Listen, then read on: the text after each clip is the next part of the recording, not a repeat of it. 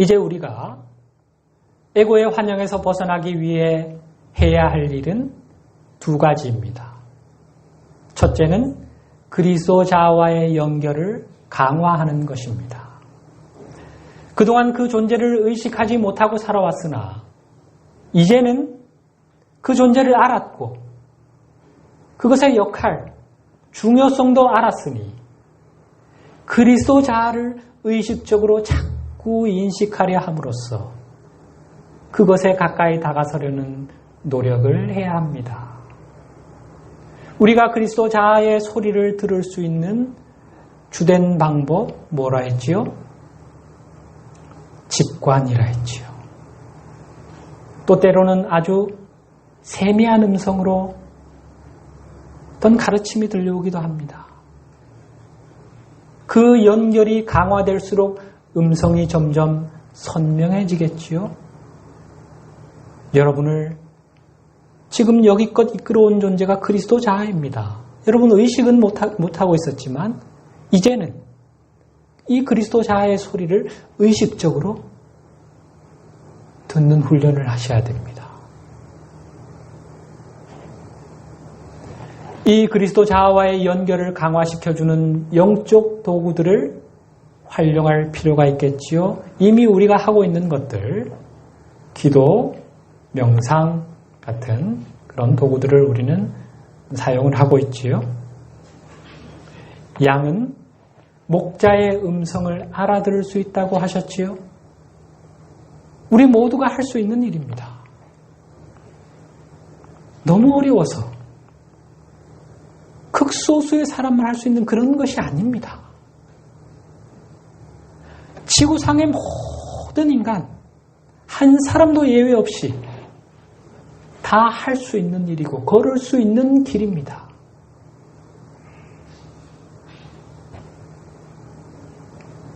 에고의 환영을 벗어나기 위해서 우리가 해야 할 일, 두 번째는 에고가 우리 눈을 멀게 하기 위해서 사용하는 속임수 환영들을 더 많이, 더 예리하게, 의식적으로 통찰할 수 있어야 합니다.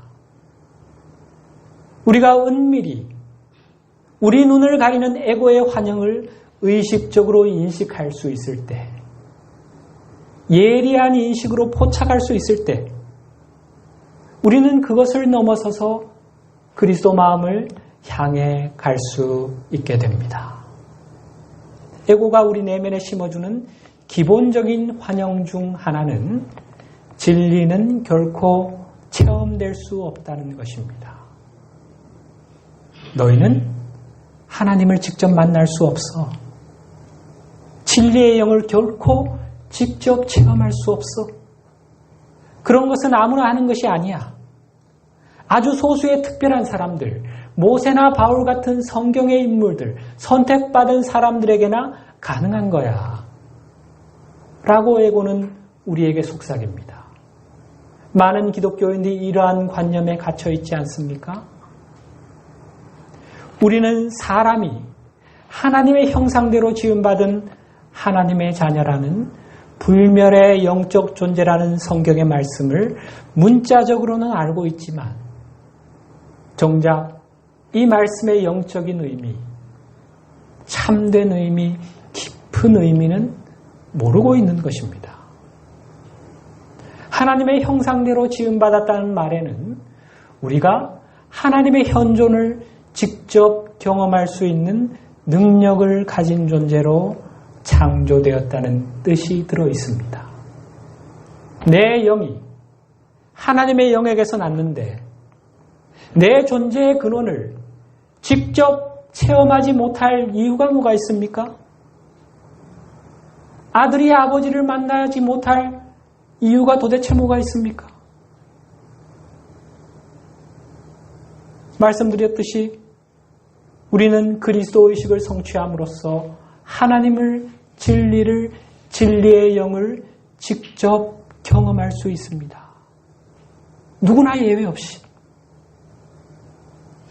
오늘 우리를 향해 말씀하시는 주님의 생생한 가르침을 직접 받을 수 있습니다. 그런데 우리가 이런 의식 상태에 도달하게 되면 에고는 어떻게 될까요? 죽을 수밖에 없지요. 그래서 에고는 우리가 그리스도 의식의 성취를 통해서 하나님을 직접 경험하는 것을 필사적으로 막으려고 하는 것입니다.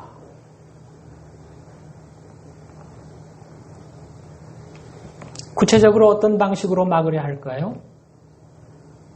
진리는 이미 언어로 다 표현되었다는 것이 에고의 믿음이요, 주장이요, 전략입니다. 성경은 닫힌 상자라는 것입니다. 그 이상의 진리는 없다는 겁니다. 이것이 지난 2000년간 에고가 무수한 기독교인들을 그릇된 신념 체계 속에 그 정신적 감옥 속에 가둬둘 수 있었던 기본적인 환영이었습니다. 세상의 진리는 말로, 글로 다 표현되었고 따라서 우리는 그 언어적 묘사에 그냥 머물러 있으면 된다는 것입니다. 주님께서 뭐라 하셨지요? 내가 더 많은 진리를 알려주고 싶어도 지금은 너희가 감당할 수 없어서 그럴 수가 없다. 너희의 의식이 그것을 받을 수 있을 때까지 남겨두겠다 하셨습니다. 결코 성경이 닫힌 상자가 아닙니다. 그리고 그때로부터 2000년의 세월이 지났고 이제 우리 인류 가운데는 주님께서 그때 열어서 보여주시지 못했던, 알려주시지 못했던 그 진리를 받을 수 있는 정도로 의식이 성장한 그런 영혼들이 많이 깨어나고 있습니다.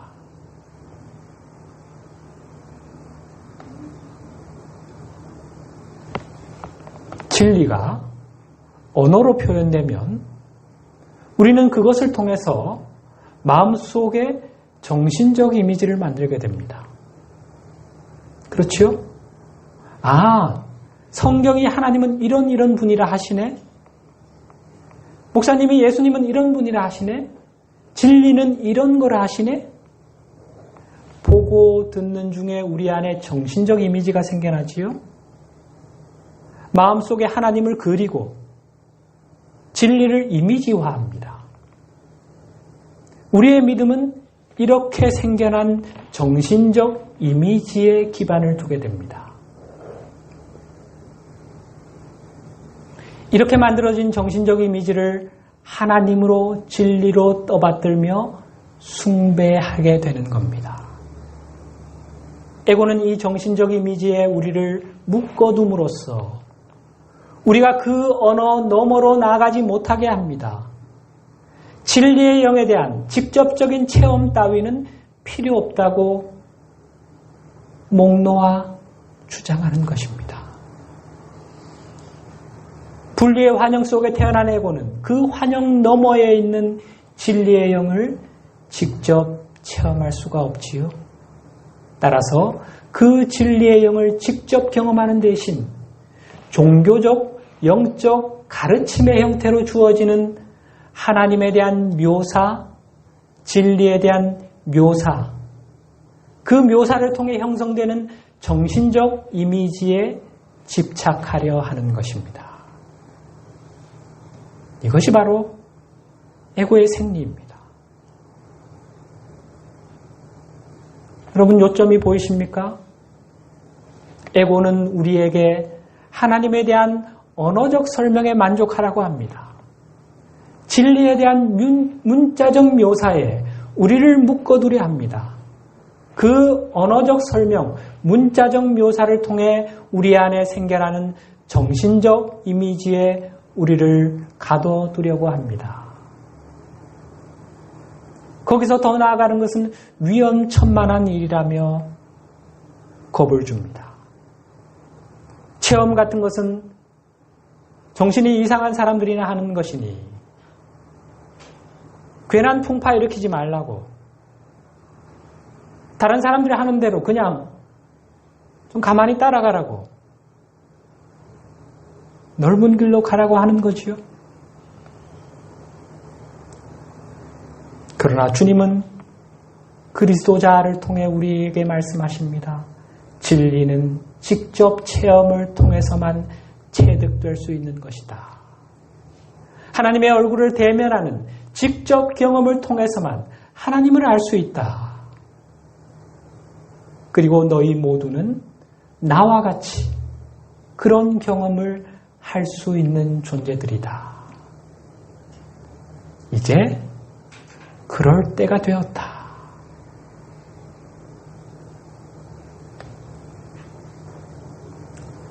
사과를 먹어본 적이 없다고 생각을 해보십시다. 주위 사람들로부터 사과의 맛, 향기, 생김새 등 이런저런 설명을 듣습니다. 그런 설명을 통해서 사과에 대한 정신적 이미지가 형성이 되지요. 그 정신적 이미지가 진짜 사과입니까? 그것으로 사과 맛을 안다고 할 수 있습니까? 어림없는 이야기지요. 사과에 대한 다양한 설명들, 아주 정교한 묘사들을 아무리 많이 듣는다 해도 그 사과를 그냥 한 입 베어 무는 것으로 그 멋진 설명들은 다 쓸모없는 것이 되고 말지요. 색이 바래버리지. 사과를 맛보는 순간 그 모든 묘사들과 사과에 대한 정신적 이미지는 신기루처럼 사라지고 맙니다. 아무리 멋지고 정교한 설명도 사과 맛을 감히 흉내낼 수는 없습니다. 언어적 설명이 직접 경험을 대체할 수는 없는 것입니다. 이제 둘의 차이가 선명히 보이십니까? 여러분은 하나님에 대한 언어적 묘사에 만족하시겠습니까? 그 언어적 묘사를 통해 형성된 정신적 이미지에 머물러 계시겠습니까? 직접 만나는 경험을 통해서 하나님을 알기를 원하지 않으십니까? 진리의 영과 하나 되는 생생한 체험을 통해서 진리를 체득하고 싶지 않으십니까? 이것이 진정 하나님이 우리에게 원하시는 것이라는 사실 알고 계십니까? 그래서 주님께서 이렇게 말씀하시는 겁니다. 오늘 첫 번째 본문, 하나님은 영이시니 예배하는 자가 영과 진리로 예배할지니라. 하나님에 대한 묘사, 설명, 정신적 이미지로는, 그런 껍데기로는 영이신 하나님께 참된 예배를 드릴 수 없다. 참된 예배는 오직 영과 영의 직접적인 만남을 통해서만 드려질 수 있는 것이다. 하나님은 너희가 영으로 직접 당신 앞에 나오기를 원하신다. 너희 영이 하나님과 하나됨을 체험하는 것이 참된 예배이다. 하고 주님은 말씀하고 계십니다.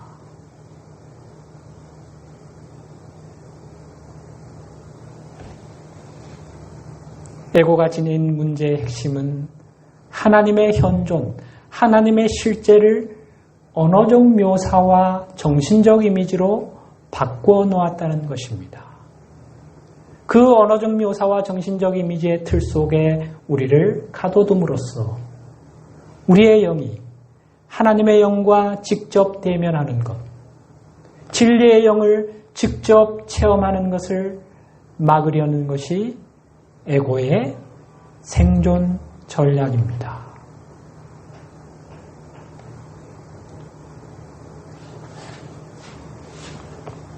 다메섹 도상에서 예수 그리스도, 곧 진리의 영을 직접 만나기 전 바울의 신앙은 철저히 언어적 묘사에 의존했던 신앙이었습니다. 그의 믿음은 언어적 묘사를 통해 형성된 정신적 이미지에 기반을 두고 있었습니다.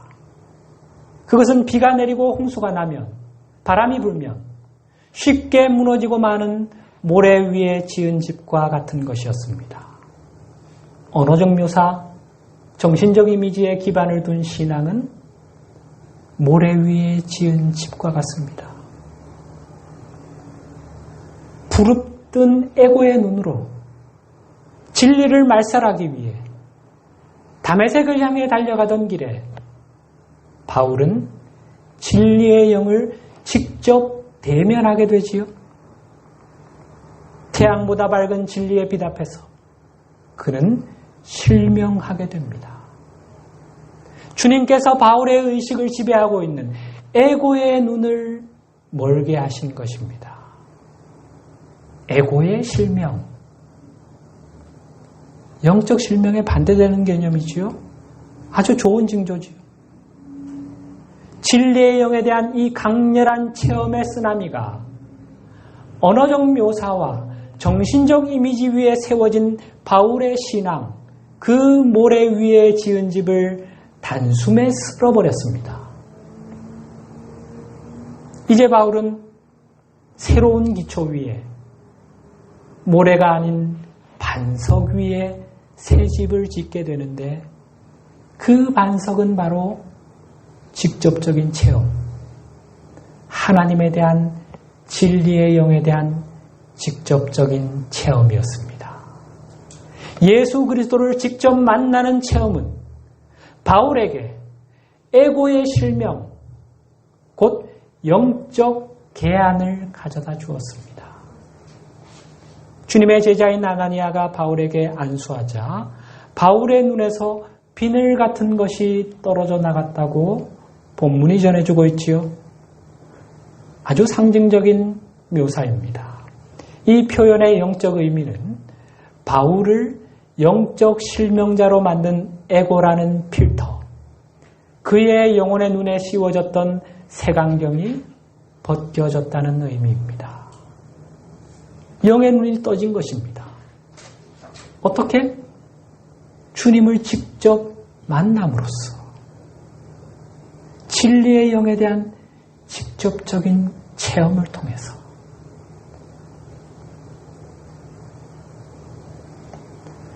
자신의 삶을 덮친 고난 앞에서 에고에 사로잡혀 끝도 없는 불평불만, 원만, 한탄을 쏟아내던 욥, 그의 앞에 하나님이 나타나시지요. 진리의 영을 직접 대면하는 순간이었습니다. 이 경험을 어떻게 언어로 표현하겠습니까?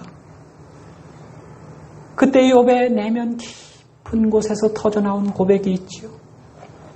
욥기 42장 5절 말씀 화면에 내가 주께 대하여 귀로 듣기만 하였사오나 이제는 눈으로 주를 배웁나이다.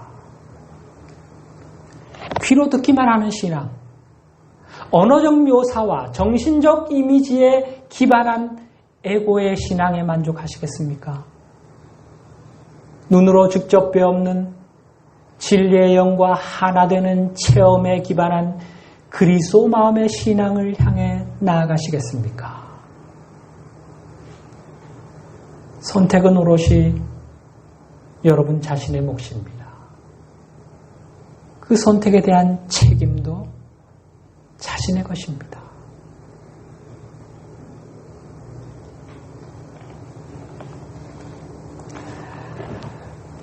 이런 저의 설교에 마음이 열리는 분들은 분명 내면의 그리스도 자아와의 연결이 어느 정도 열린 분들입니다. 제 설교는 그런 분들을 타겟으로 하고 있습니다. 그런 분들은 유튜브를 통해서 들으시는 그런 분들은 구하고 찾고 두드리시기 바랍니다. 주님께서 반드시 길을 보여주실 것입니다.